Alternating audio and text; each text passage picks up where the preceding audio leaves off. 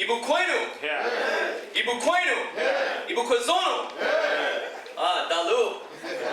Otito Tochukwu Abiyama!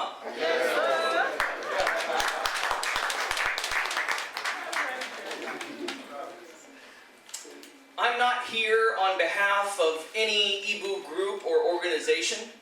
I'm here on behalf of Chukwu Abiyama. I'm here on behalf of Eze Chukwu Emeka Eri, who deemed me an ambassador to the Igbo people. And I'm here for in the Igbo at large. In the Igbo, that's who I'm here for. I'm here for all of the Igbos. So, in the Igbo, I greet you. Elders and chiefs, I greet you. Thank you so much for this opportunity. Before we get started in the lectures, I'll just give you a brief history on how I came to be where I'm at right now.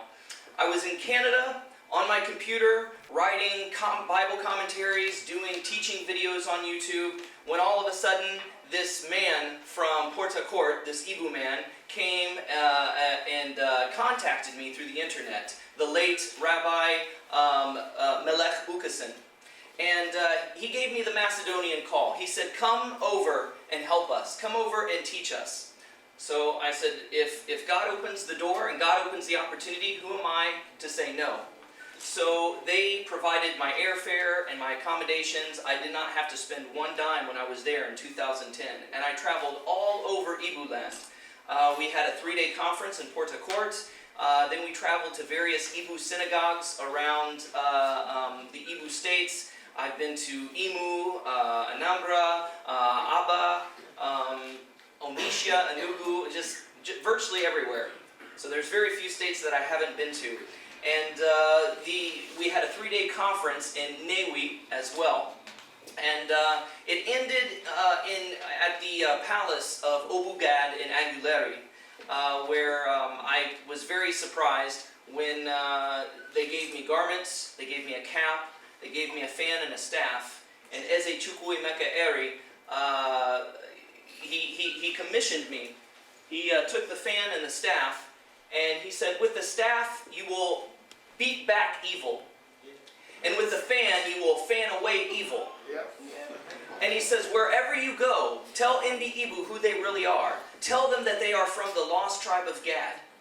And so that's what I've been doing ever since. The trip in 2010 literally changed my life. You had asked me 10 years ago if I would ever travel to Africa and be doing what I'm doing right now. And I would laugh in your face and say, you're insane, you're crazy. You know? And then I was able to return in 2011 for the Ovala Festival. And we went to many Igbo synagogues there as well. And there the chieftaincy title was made official through a coronation ceremony. I was inducted as chief among other people with me as well. So it was a great honor and a great privilege. And I was also able to attend the 2011 World Igbo Congress in Toronto, Ontario, Canada. And this is what Chukwu Abiyama does. We were all, it was planned that I was going to speak. I was in the rotation to speak and everything, but there was an error at the printers, and we were nowhere on the docket, nowhere on the agenda. And I'm thinking, oh no, what are we going to do? So the organizer says, don't worry, everything's going to work out, we'll fit you in. So I'm sure that any Igbo here could tell me who has the right and the privilege to speak first. It's the eldest Igbo and the most official Igbo, the most highly titled, the most eldest Igbo is the one who usually speaks first, is he not? We had the humble privilege to speak second. And I was able to give a 30-minute lecture.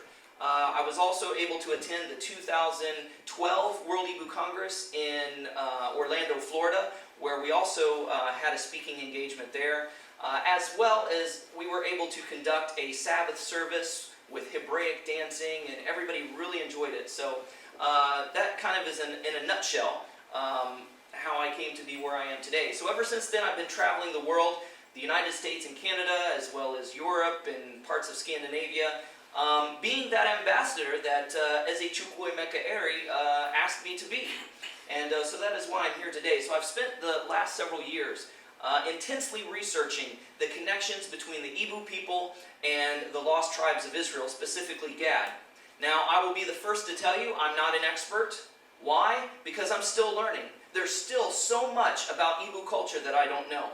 But I know enough, and I've accumulated enough to know for sure, to know for a fact that the Igbos are a part of Israel. The Igbos are Hebrews.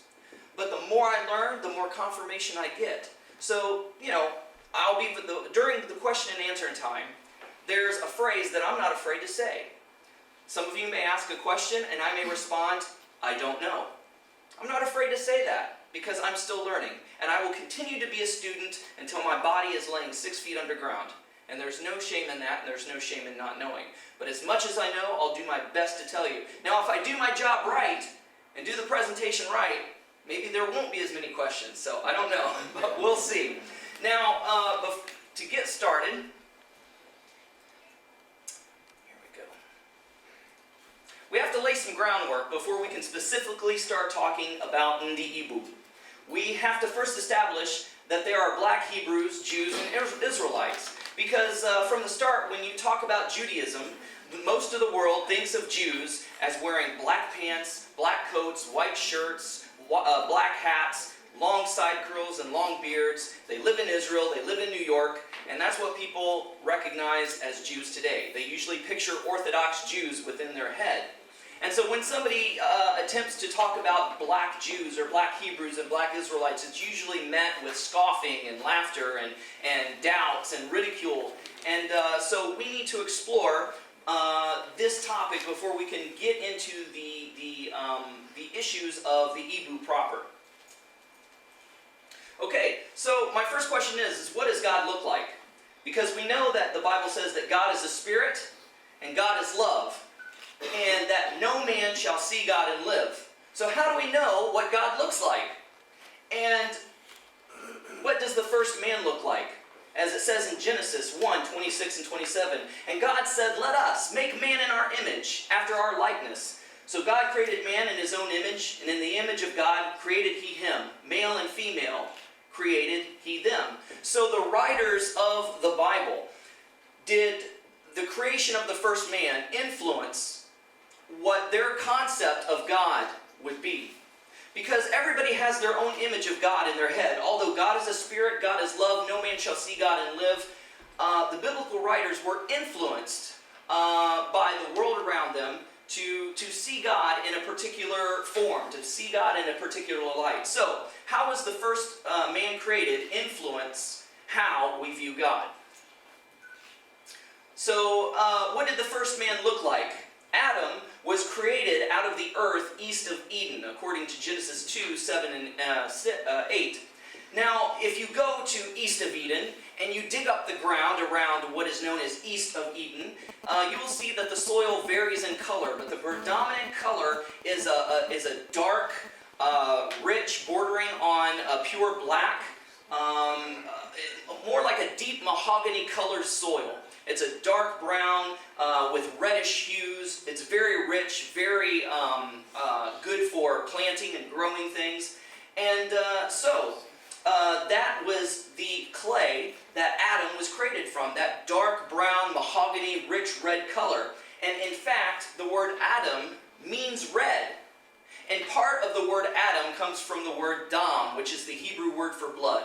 And what color is blood? Blood is red. So Adam means red man. We can probably safely say that Adam probably looked like a red Igbo. Now everybody knows what I'm talking about when I say red Igbo, correct? Yes. Now let's talk about melanin and skin pigmentation. These are the scientific facts. You have to have melanin before you can have a lack of it.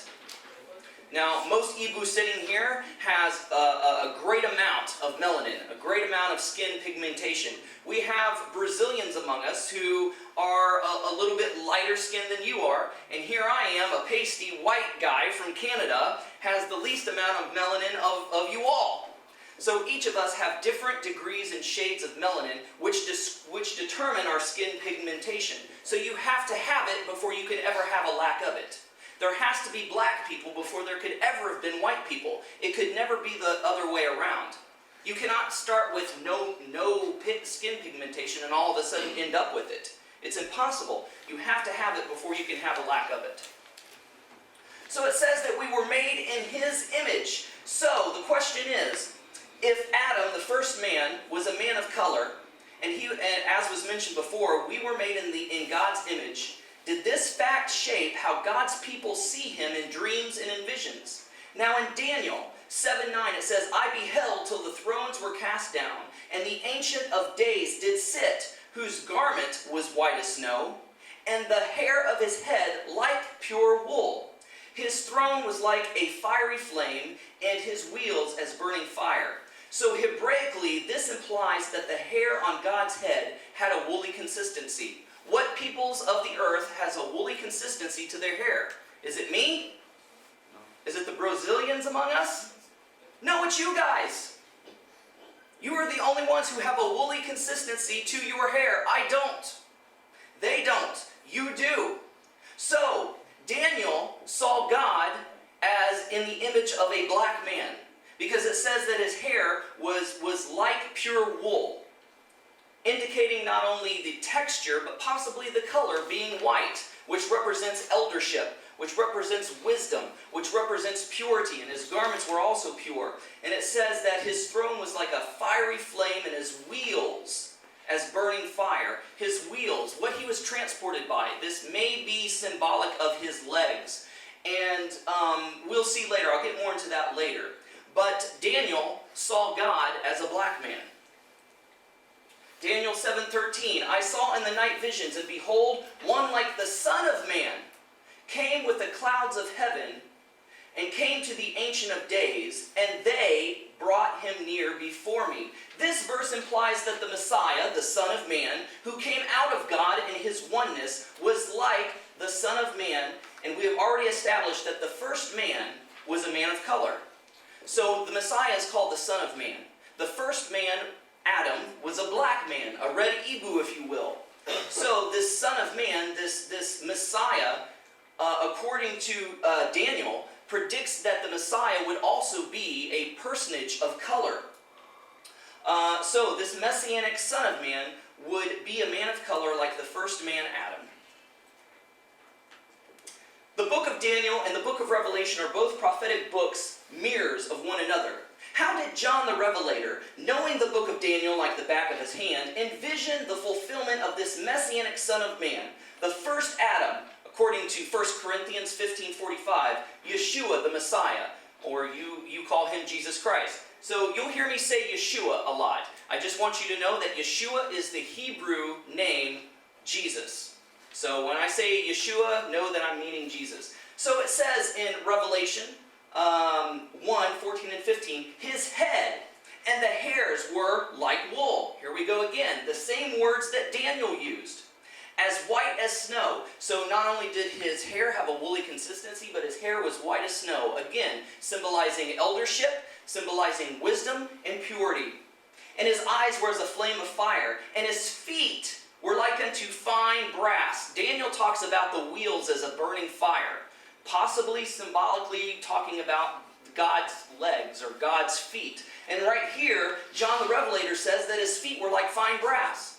So if you know what fine brass looks like, it has an orangey, reddish, golden color to it.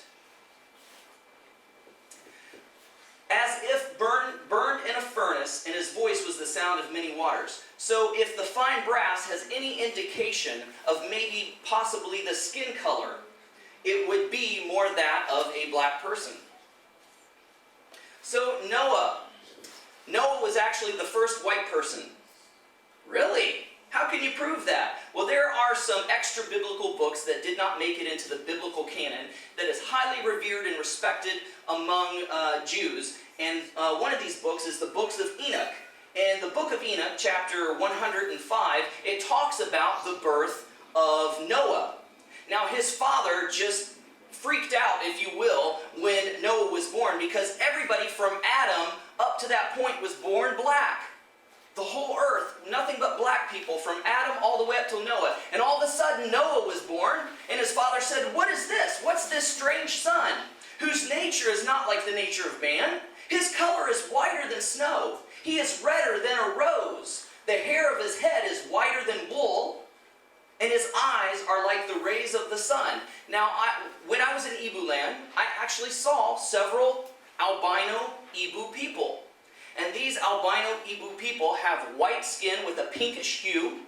Their hair is either white or blonde, and their eyes are sometimes even a pink color. And when you see the sun setting or the sun rising in either one of those ways, sometimes the sun and the sky take on a pinkish orange hue. This right here is describing an albino. And the pure fact that Noah's father was so shocked at this shows you that everybody born up until that point was born black. So Noah was the first white person. He